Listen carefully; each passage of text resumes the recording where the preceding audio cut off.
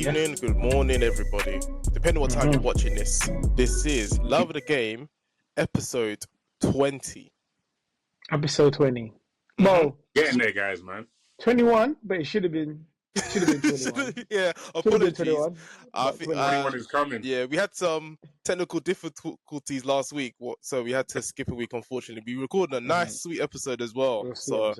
Yeah, apologies on that. That was all my fault. But we're doing 20 again. 20.1, we'll call it. You know, it's an updated version.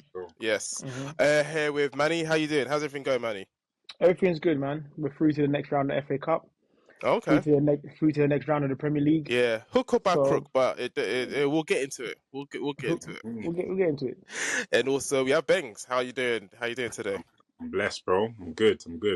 Smiling. Oh, fantastic. Yeah, there's no Premier League action this week, thank goodness. Nice having that little break. Arsenal in Dubai, we'll get to that as well. But we also had the FA Cup. Some interesting games. Don't say we. No, it's a collective as we're watching. As I'm watching, you know, I watch FA Cup. I watch football, innit? But you're right. United had a FA Cup match against Leicester through to the fifth round now, is it? Yeah, fifth round. Yeah. A 2-1 win over Leicester. I think it's important that we get deep dive into the game as much as we can remember, because we don't want to forget some key moments that happen in the game in terms of performances. So, Manny, talk us through the lineup and also your overall thoughts of the game and how it panned out. I mean, we've seen that Amorim has been looking for a left wing back for a while now. We signed a young, exciting young kid, you know, Patrick Dorgu. Exciting, powerful, good ability on the ball. Where does Amorim play him? Right wing back. Tell me how that makes sense. Tell me how that makes sense. But anyway, the guy played. I was excited to see him play. He's got a good touch. He looked a bit nervous, expected. I was actually surprised he got thrown straight into the game, into the lineup. I thought he might have come on maybe last 30 or something like that. But yeah, I mean, I saw some attributes of his game that I think he'll do well. He does seem quick, powerful. Obviously, it's way too early to see how he is and how he fits perfectly in the system, understanding and playing with the rest of the players, etc., etc. But he seems willing, man. That's the most important thing. That's what we need right now. We just need willing, hardworking players that can just put their life on the line, really. Rest of the game, not much to comment on. It was quite passive at times. Our play was passive. The first half was really poor. Second half made a couple of changes. That's something I'll give Amorim for. He does make good changes and changes the flow of the game for us, usually in a positive way. So Garnacho came on, was exciting, looked to try and beat his man, stretched the defence a few times. Then we got an equaliser after going 1-0 down. And then right at the end, Maguire, Stretford end, got the winner for us. So overall, good game in terms of result, but the performance was much to be desired for. Yeah, I want to touch on the performance. I want to say performances because I feel like it's just not just one performance. It's been performances. So I'm going to go over to you, Bengs. What are you seeing in Amorim in his team at the moment that you feel like are really struggling in? It just doesn't seem to be clicking. To be fair, it's like we have a couple of games where it makes sense for like a 20-minute stretch, if that. And then it seems like some players, well, to be fair, early on it seemed like players don't know what to do. Now it seems like players do know what to do, but they can't do it, or they can't do it consistently. And I think I saw a stat the other day. I think we've won like 6 out of 7 games, but it just feels like we keep losing. It just feels all the games. Is it? It was something. It was maybe 6 of 7, or maybe it was like 6 of 8. I can't remember what it was. Including like Europa League and FA. And we're on a decent run. Yeah. But all the games stink. It's like Ahmad's going through this not so good patch right now, and obviously I don't want to put too much weight on him because he's a kid. But it's always funny when they sign a new contract. How old is he again? 22. 22. Yeah. 22. I'm gonna say 21, but 22. Yeah. Same age as Højlund. Yeah, so he's going. Højlund just like nothing is going for this guy, and the worst part about it is I prefer to not start Xerxes because I feel like Xerxes is going to stink up even more or at least he's going to stink equally, and we're just going to put. You know what? This is the funny thing about Man United, yeah, and just the social media and stuff. Højlund has been stinking for so long, yeah, but you don't really see him get cooked like online and by the the pundits and all white of this. He's not really. That's right. White supremacy. There's no real cooking. Yeah. But if he's, you know what I'm saying, if it was Xerxes now, you know what it would have been. And to be fair, we saw what happened to Xerxes. We did see. We saw. Exactly. So it's like, and sometimes I think, is it us? Is it us because we like to joke on our own people? So maybe it's us that creates this whole storm and then social media becomes a thing. But when it's a white guy, we don't really want to push them too much. I don't know what it is in it, but it just feels, it's weird in it. But yeah, at the end of the day, we're not performing well. I can't really say much other than he just needs the players to play in the system that he wants to play in. When I say that sometimes, I also think managers should be able to adapt, play differently, just to grind some results out. But at the same time, he says some things that I like, where he says he doesn't think a cup is gonna mask how bad the performance is or mask, how bad the season was. He wants to get consistently good performances from players. So maybe we should just forget what we're used to. Like we always push up our chests. We won this many Premier Leagues. We won this many. We won Champions League. We won the FA Cups. Even when Arsenal was so good, they haven't won anything. Maybe it's time for us to just go to the other side of that argument and just grind out some tough games and get a good team and maybe not win anything for a couple of years and see where that leads us. But I don't know if Man United fans are that patient. But yeah, that's my overall thoughts. Yeah, any thoughts on this, Manu? The performances recently. It's a tough one because I 100% agree with most of everything that Ben said. I just think that maybe we just need a reset, a hard reset.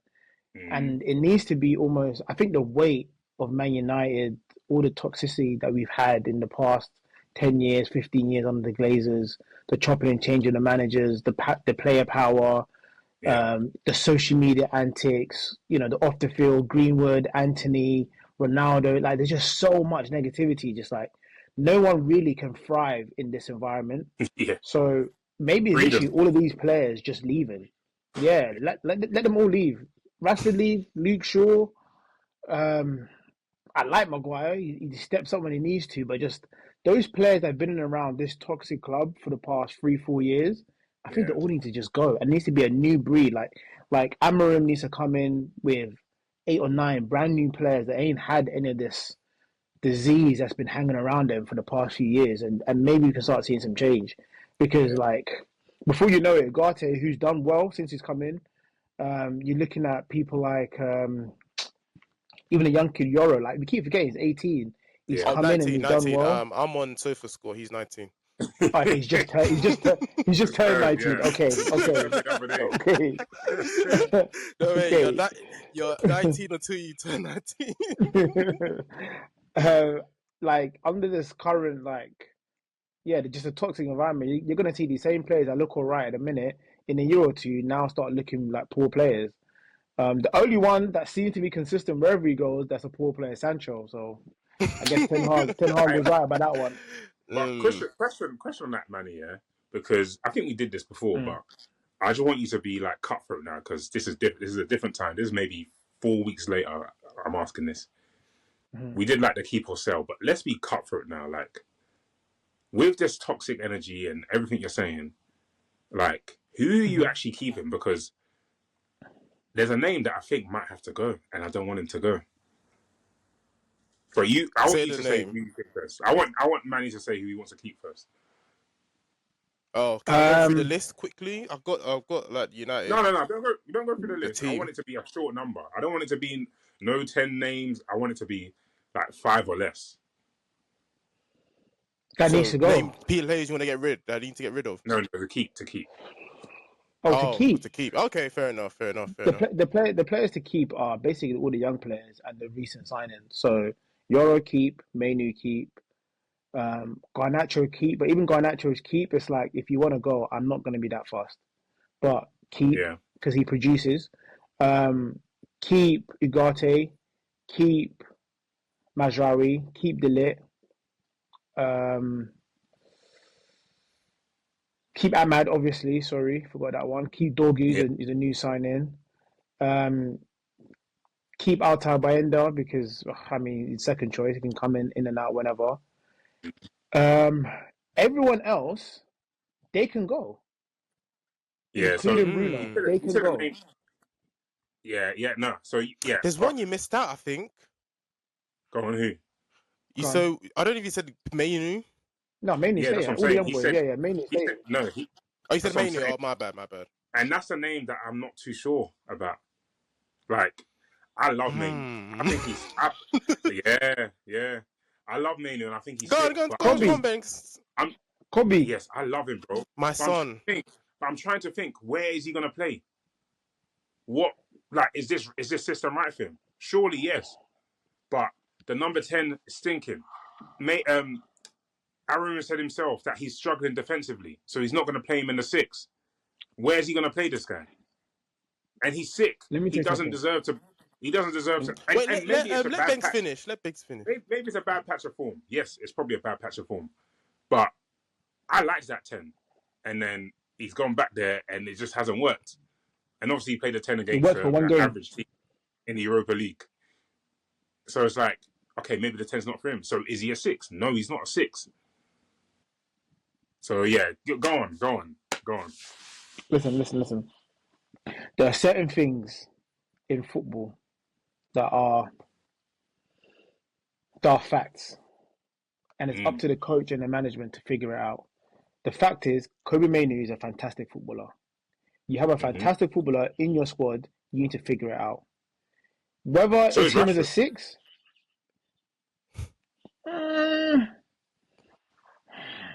he hasn't shown he's a fantastic footballer for a while. He hasn't shown it.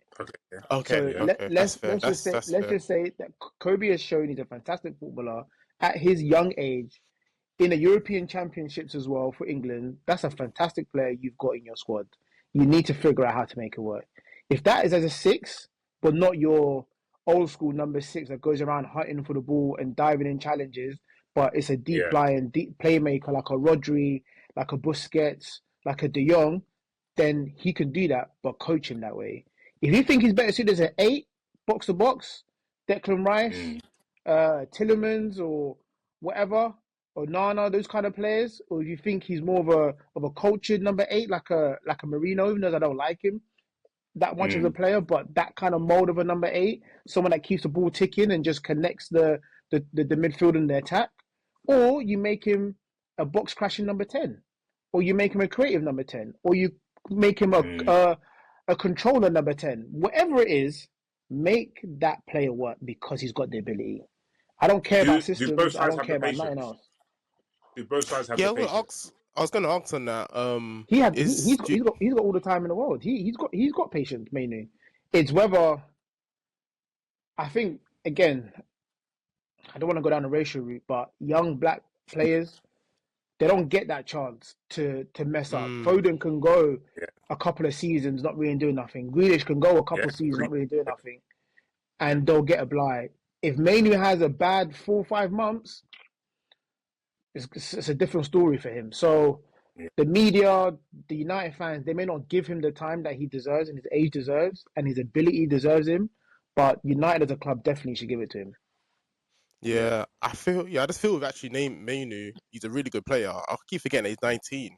So I think it could be a potential of moving up in this level too quickly and not finding and the manager's not being settled, and the United's not a settled place. So at the moment it's very difficult for him. I think Amarin should have been told, like, this is one of your best players, you gotta make the team work best around him.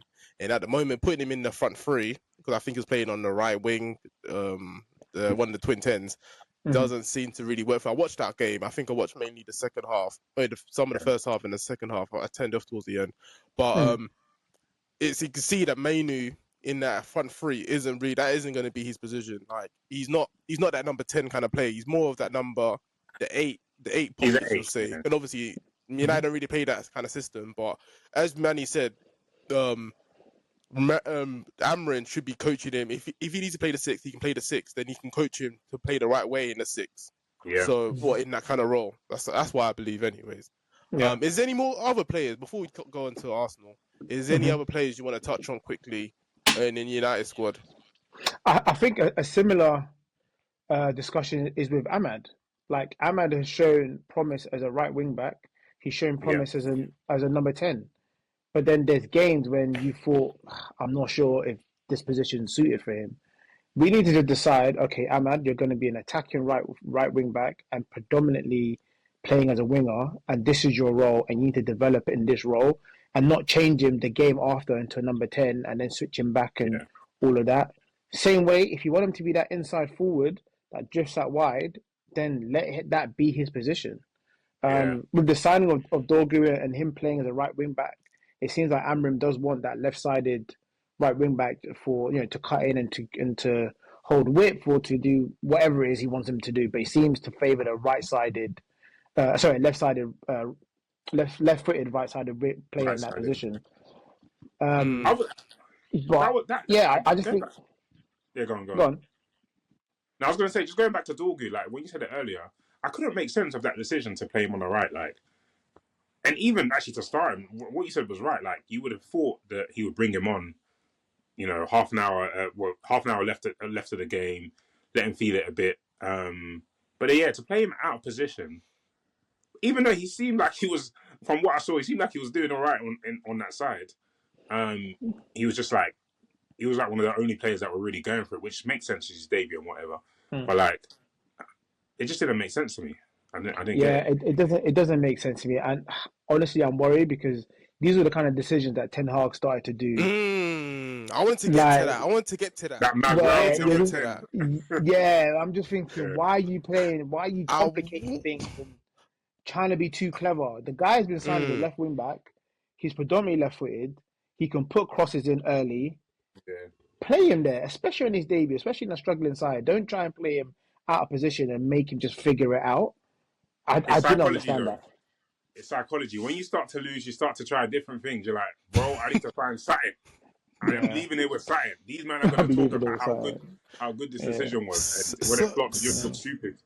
So at the moment, you've seen Amarin now. I want this is the final question, United. So you've seen Amarin now for quite a period of time. In terms of scale of 100, how much faith do you have in Amarin? If you're going to be honest, out of 100. So 100 is like you're 100% faith in him.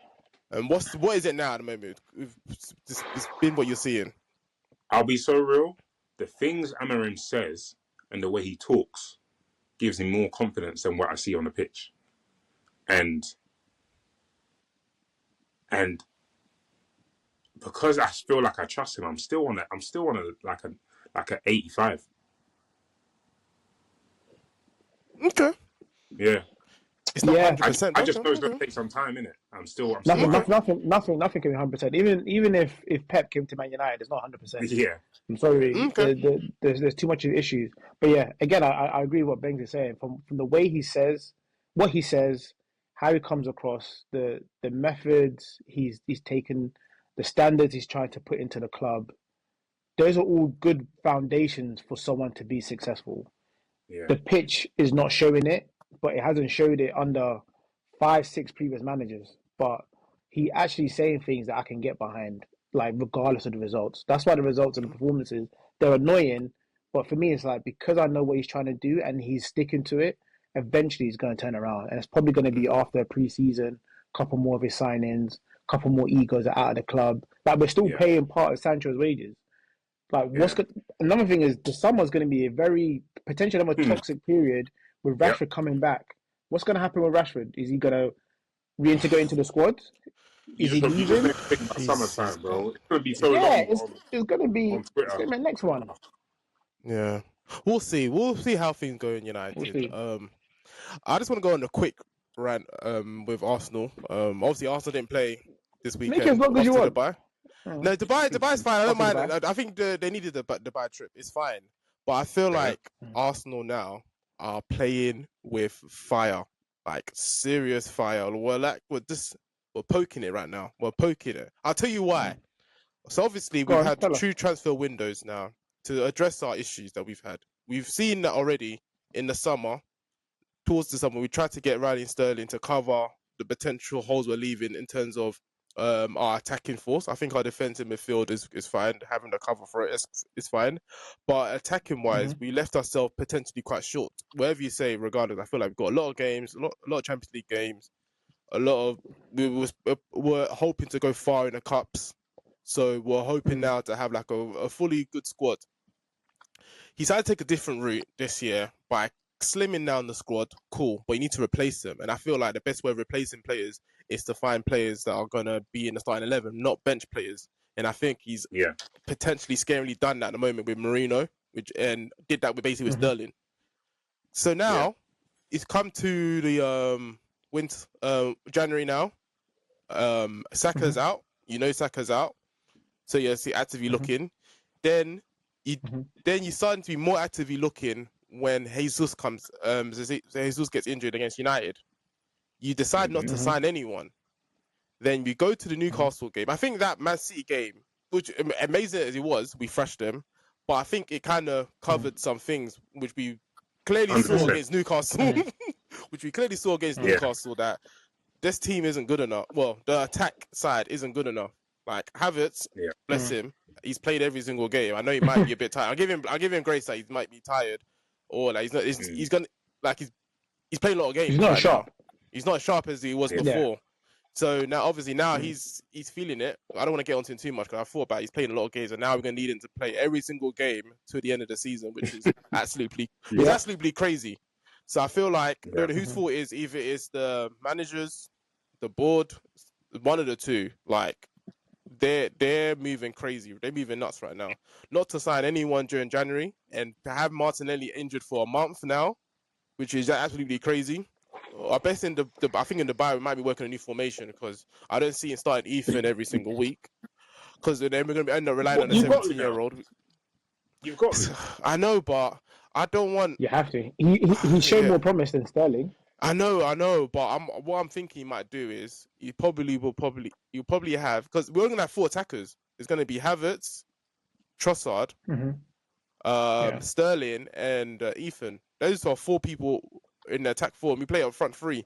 I think he's going to change it to a front 2 potentially, and have Havertz and Trossard playing and just having in and out. I'm a bit worried.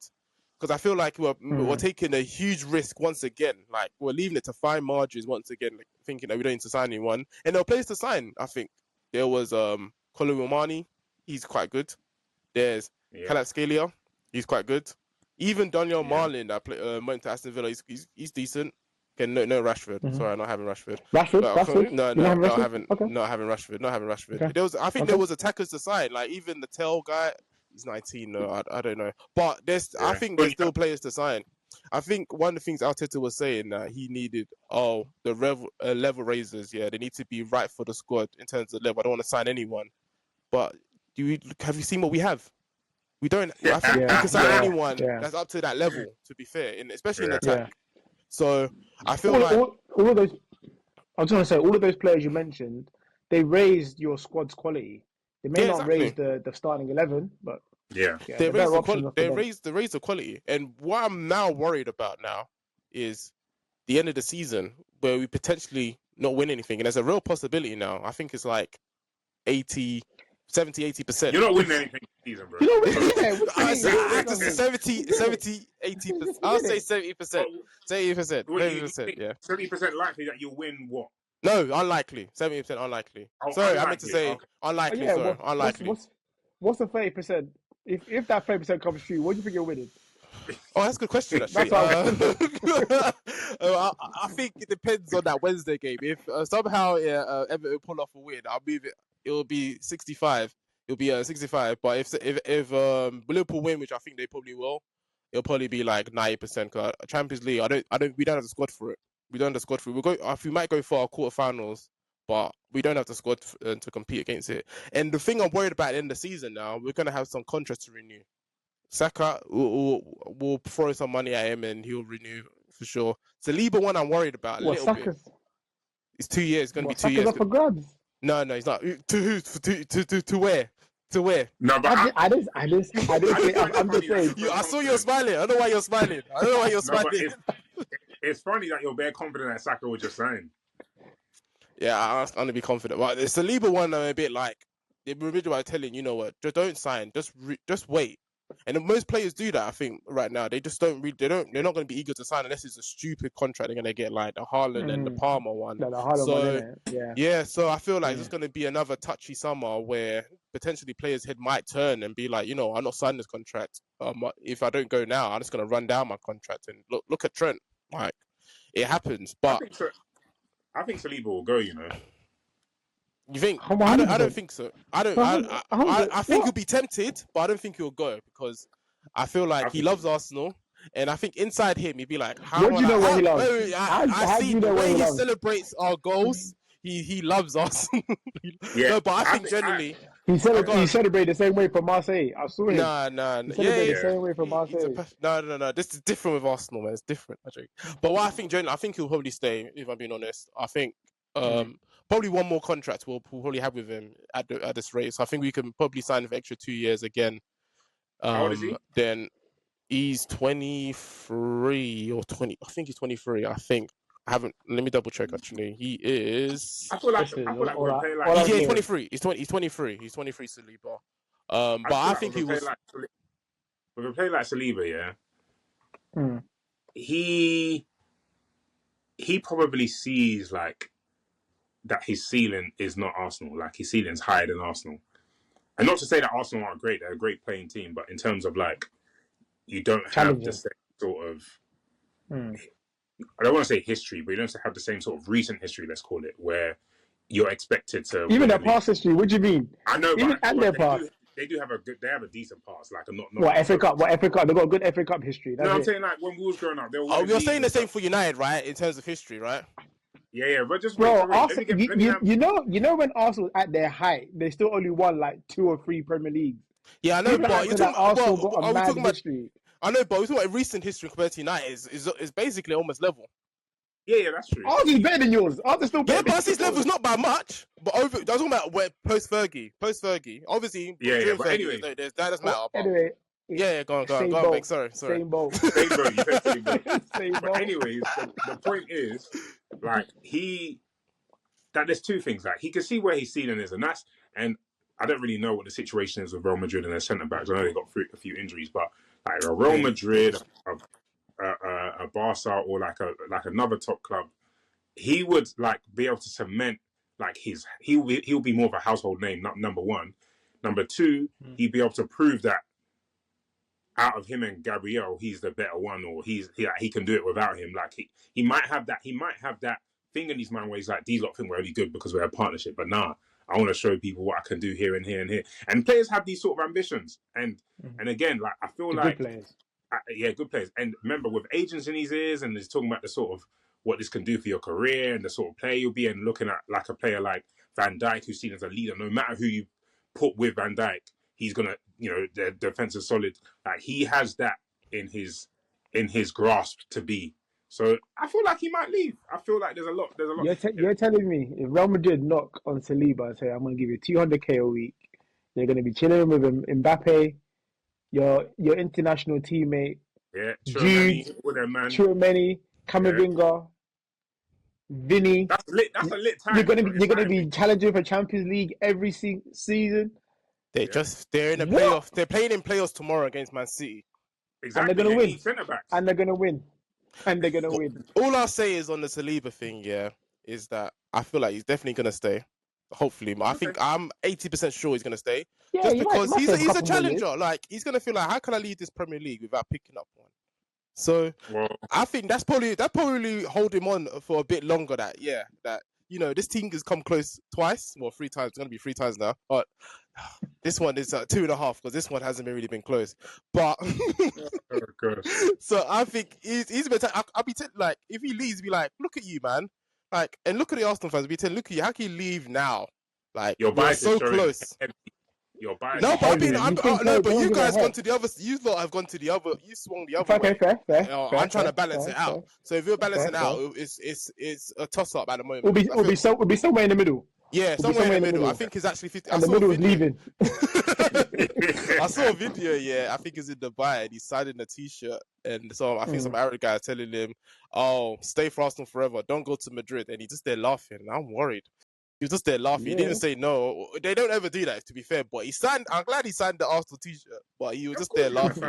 The camera's on him, and the you got to know, like these players, they're already talking to representatives at Real Madrid and whoever. They already know someone at Real Madrid or whoever has told them, "Yo, we're gonna sign you one day," and we're just waiting for the time is right. So he knows where he's gonna go. It just depends on whether he's gonna do it this summer or a couple of years down the line. Yeah, I'm sorry, Arsenal, you're a feeder club. You're still a feeder club. I'm sorry. Feeder who? When's the last name the last person that's left Arsenal?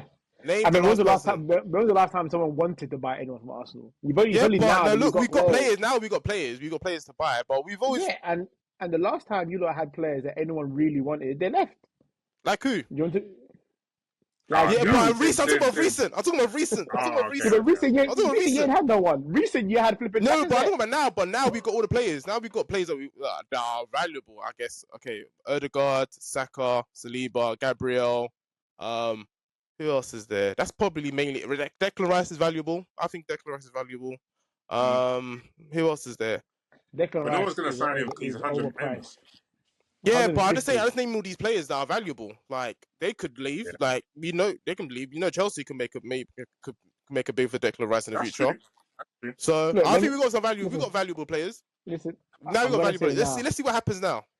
2026-2027 season. Arsenal are not going to have one of Saka, Odegaard, or Saliba in their squad. Yeah, that's next season. No, 2026-2027. So after the World Cup. So in 2 years, so after the World Cup. 2 years. Yeah, after the World Cup. Yeah.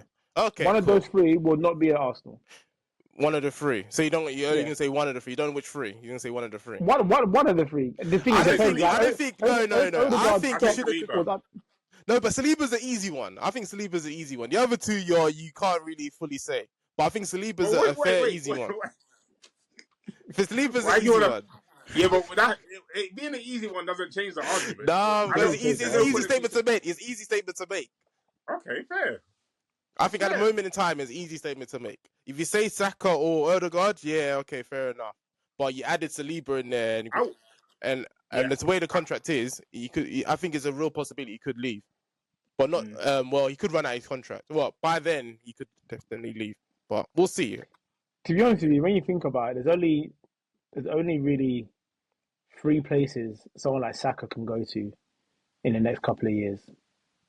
Liverpool, City, or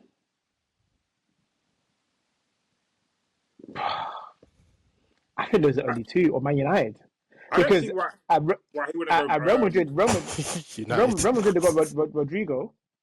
That right wing, I'm talking about right wing Rodrigo. At Bayern Munich, why did you say United? Actually, that was crazy. So. Yeah, why did you say United? But listen, I'm just saying. In terms of fee, in terms of wage. United are broke boys, by the way. You know that, right?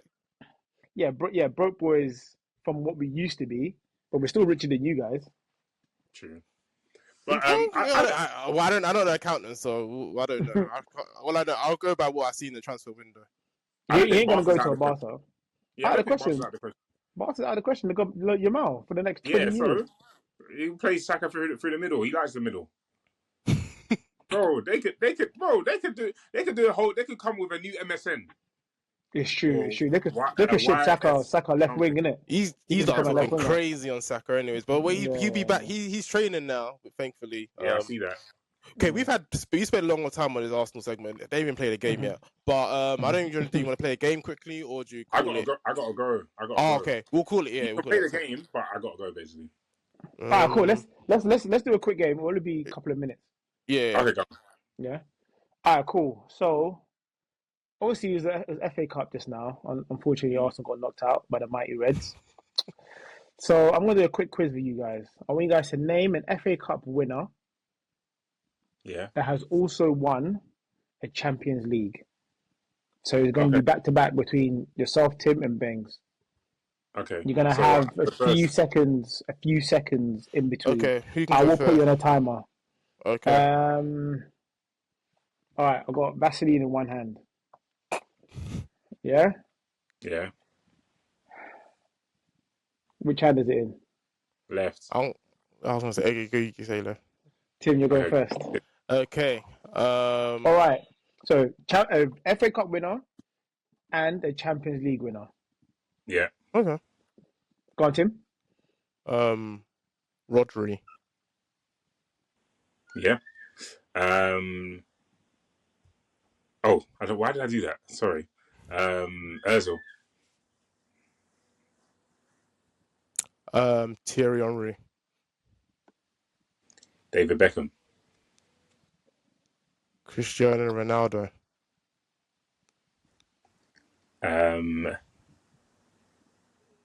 Oh wow. John Terry. Phil Foden.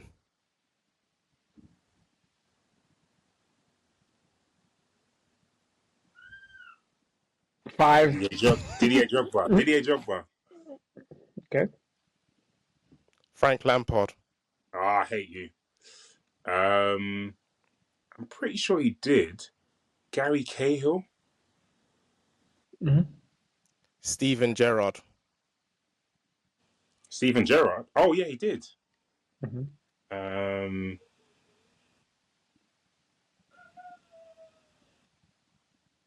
Five. Steve McManaman. I need to let me go and verify that. Yeah, you can verify that one. But... Let me go and verify that. It's mad because I'm VAR that one. I'm sure you must have. The way I'm playing it is I so want to dumb. carry on. I have theirs, but I just keep my head just went. Okay, fine. McManaman, he won it with Liverpool, 1991. Okay, yes. Cool. John Arisa. Yeah, he did. Okay, Nicky Butt. Roy Keane. Go away, man. That's my. I'm gonna home with this one, huh? Peter Schmeichel. Mm-hmm. Gary Neville. Go away, Freddie Sheringham.